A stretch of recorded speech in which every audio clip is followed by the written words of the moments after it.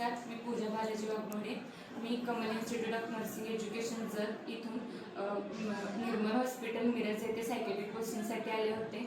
तर आम्ही फर्स्ट डेला आम्ही जेव्हा आलो तेव्हा सगळे आम्हाला हे खूप हॉस्पिटल वेगळं वाटायचं, म्हणजे आम्हाला थोडी भीती वाटली होती. पण आम्हाला इथले स्टाफ, डॉक्टर्स व अदर फॅकल्टी मेंबर्सनी खूप हेल्प केली. प्रत्येक पेशंटचं आम्ही डायग्नोसिस, डिसऑर्डर काय हे बघितलं, ते परत स्टाफने आम्हाला कोऑपरेट केलं. परत काय झाले त्यांना हे वगैरे आम्ही क्वेश्चनसुद्धा विचारले. त्यांनी आम्हाला क्वेश्चनसाठी पण हेल्प केली, आन्सर सांगितले त्यांचे. परत OPDमध्ये आम्हाला ड्युटी लावली तर डॉक्टरांनी पण खूप सपोर्ट केला. डॉक्टरांनी प्रत्येक पेशंट ज्यावेळी येईल त्यावेळी आम्हाला त्यांनी हिस्ट्री कलेक्ट करायला सांगितली. परत त्यांचं डायग्नोसिस काय तेही समजून नीट सांगितले. परत त्यांनी होमवर्क वगैरे दिला, तोही आम्ही प्रॉपर केला. परत आम्ही प्रेझेंटेशनही केलं. प्रेझेंटेशनही आमचं बेटर झालं.